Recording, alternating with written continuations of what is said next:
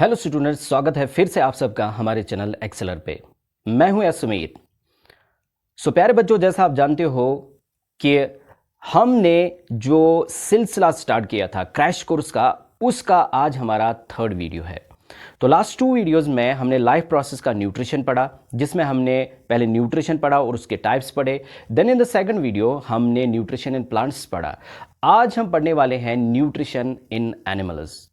जैसा आप सबको पता है कि एनिमल्स जो है they are heterotrophic in nature, और हमने हेटेरोट्रॉफिक का मतलब भी पढ़ा था, यानी वो ऑर्गेनिज्म्स जो अपना फूड दूसरे लिविंग ऑर्गेनिज्म से डिराइव करते हैं, या वो लिविंग ऑर्गेनिज्म जो डायरेक्टली और इनडायरेक्टली प्लांट्स के ऊपर डिपेंडेंट होते हैं फॉर देयर फूड। जो एनिमल्स होते हैं वो अपना फूड खुद सिंथेसाइज नहीं कर सकते, इसलिए जो एनिमल्स है दे डिपेंड ऑन प्लांट्स और other animals for their food. इसलिए एनिमल्स को हम हेटेरोट्रॉफिक कहते हैं। जैसे हम ह्यूमन्स जो है, हम भी जो है हेटेरोट्रॉफिक है, क्योंकि कोई भी इंसान अपना फूड खुद प्रिपेयर नहीं कर सकता, तो हम डिपेंडेंट होते हैं for the plants to get our food. जैसे हम वेजिटेबल्स लेते हैं, पल्सेस लेते हैं, सीरियल्स लेते हैं, फ्रूट्स लेते हैं from the plants.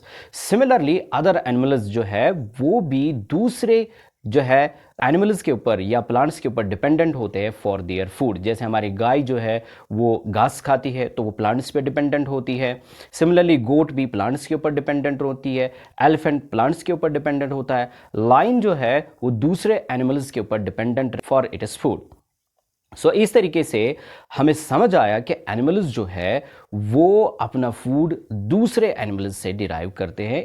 That's why कि एनिमल्स जो है दे आर कॉल्ड हेटेरोट्रॉफिस। अब एनिमल्स भी कई तरह के होते हैं, क्योंकि वो अपना फूड डिफरेंटली डिराइव करते हैं। हम जो एनिमल्स है उनको 3 ब्रॉड कैटेगरीज में डिवाइड कर सकते हैं। उनमें सबसे पहली कैटेगरी जो आती है दैट इज द हर्बिवोर्स।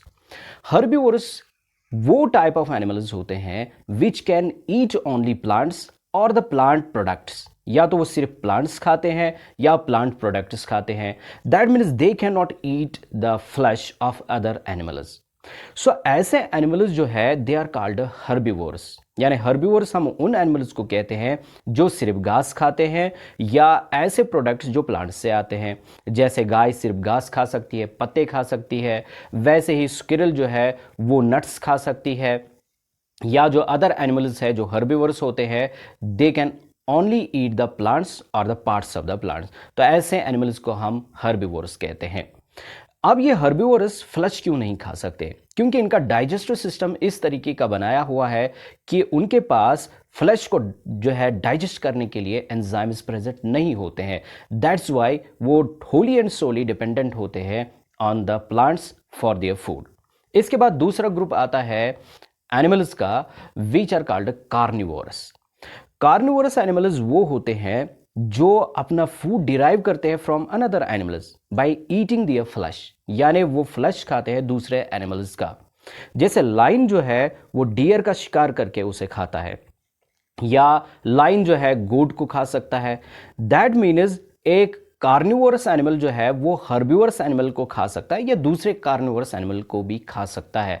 ऐसे एनिमल्स घास नहीं खा सकते या प्लांट प्रोडक्ट्स नहीं खा सकते, क्योंकि इनके डाइजेस्टिव सिस्टम में ऐसे एंजाइम्स प्रेजेंट नहीं होते जो घास को या प्लांट प्रोडक्ट्स को डाइजेस्ट कर सके, जैसे लाइन है, टाइगर है, एटसेट्रा।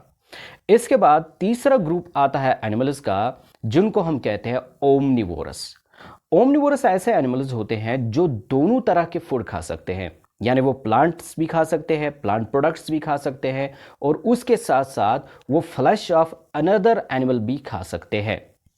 जैसे ह्यूमन्स है, ह्यूमन्स प्लांट्स प्रोडक्ट भी खाते हैं, प्लांट्स भी खाते हैं, प्लांट प्रोडक्ट्स भी खाते हैं, उसके साथ साथ वो फ्लैश भी खाते हैं, यानी फ्लैश ऑफ गोट खा सकते हैं।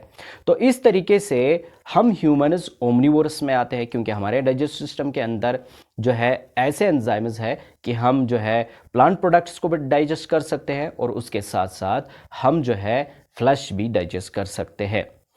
जैसे इसके अलावा ओमनिवोरस में बियर आता है, क्रो आता है, एंट्स आती है। इसी तरीके से बहुत सारे ऐसे एनिमल्स हैं जो दोनों तरह के फूड खा सकते हैं, यानी वो प्लांट प्रोडक्ट्स भी खाते हैं और फ्लैश भी खाते हैं। तो ऐसे एनिमल्स को हम ओमनिवोरस कहते हैं। अब जो एनिमल्स होते हैं इनमें जो न्यूट्रिशन होता है इसमें 5 स्टेप्स होते हैं, क्योंकि एनिमल्स जनरली सॉलिड फूड खाते हैं जिसको हम होलोजिक न्यूट्रिशन कहते हैं। क्योंकि जब हमने हेटेरोट्रॉफिक न्यूट्रिशन पढ़ा था तो उसमें मैंने थोड़ा सा आपको एक डिटेल्ड स्टेप्स प्रोवाइड किए थे कि होलोजिक न्यूट्रिशन में एक एनिमल कैसे अपना फूड एसिमुलेट करता है या हासिल करता है। तो हम कह सकते हैं कि जो एनिमल्स है उनमें जो इनटेक ऑफ फूड होता है या जो फूड खाते हैं उसमें 5 स्टेप्स इन्वॉल्व होते हैं। उनमें पहला स्टेप आता है इंजेशन। इंजेशन हम कहते हैं simply the taking in food inside the body, यानी वो प्रोसेस जिस प्रोसेस के जरिए एक लिविंग ऑर्गेनिज्म फूड को अपनी बॉडी के अंदर एंटर करता है उसको हम कहते हैं इंजेशन। जैसे हम ह्यूमन्स फूड को एंटर करते हैं with the help of our hands through our mouth, अपने माउथ के जरिए से हम इसको अपनी बॉडी के अंदर एंटर करते हैं, दिस इज कॉल्ड इंजेशन। अब दूसरा स्टेप होता है फूड जब बॉडी के अंदर एंटर हुआ तो इसमें ऐसे मॉलिक्यूल्स प्रेजेंट होते हैं जो वाटर में डिजोल्व नहीं हो सकते, जिसको हमारी बॉडी यूटिलाइज नहीं कर सकती, तो उन्हें वाटर सॉल्युबल मॉलिक्यूल्स में कन्वर्ट करना पड़ता है या स्मॉलर मॉलिक्यूल्स में कन्वर्ट करना पड़ता है। तो इन कॉम्प्लेक्स मॉलिक्यूल्स को ब्रेक किया जाता है into the simpler molecules. This process of break down of complex molecules into simpler ones is called the digestion. यानी एक ऐसा प्रोसेस जिसके जरिए से कॉम्प्लेक्स मॉलिक्यूल्स को सिंपलर मॉलिक्यूल्स में कन्वर्ट किया जाता है with the help of enzymes, this is called digestion. तो दूसरा स्टेप एनिमल न्यूट्रिशन में डाइजेशन होता है। उसके बाद तीसरा जो स्टेप आता है दैट इज द एब्जॉर्प्शन। अब जो फूड डाइजेस्ट हुआ which is ready to be utilised by the body, लेकिन वो अभी एलिमेंट्री कैनल के अंदर है, तो एलिमेंट्री कैनल से उसे ब्लड के अंदर एब्जॉर्ब किया जाता है थ्रू द इंटेस्टिनल वॉल। वो इंटेस्टिनल वॉल के थ्रू एब्जॉर्ब होता है थ्रू ब्लड वेसल्स।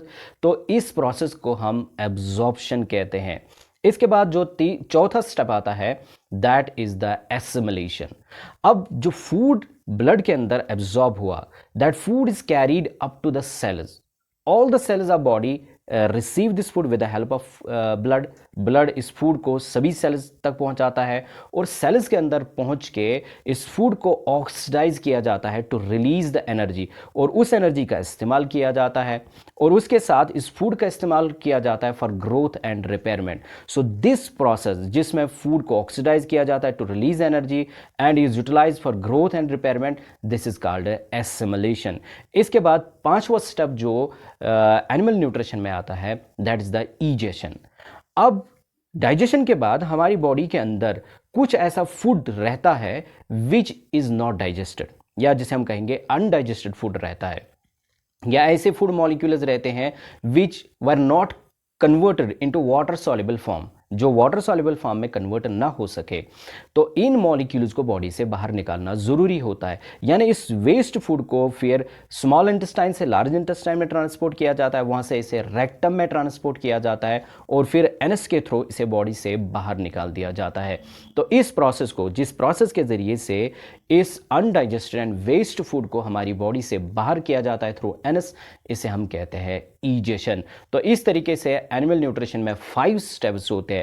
पहला step ingestion, number second is digestion, number third is absorption, number 4 is assimilation and number 5 is ईजेशन। Hope कि आपको ये हमारा लेक्चर समझ आया होगा। सो स्टूडेंट्स, नेक्स्ट जो हमारा वीडियो होगा that will be on the nutrition in humans, जिसमें हम जो है एलिमेंट्री कैनाल को स्टडी करेंगे, उसके साथ साथ डाइजेशन को भी स्टडी करेंगे। तो हमारा आने वाला जो नेक्स्ट वीडियो है उसको ज़रूर देखिए। Thank you.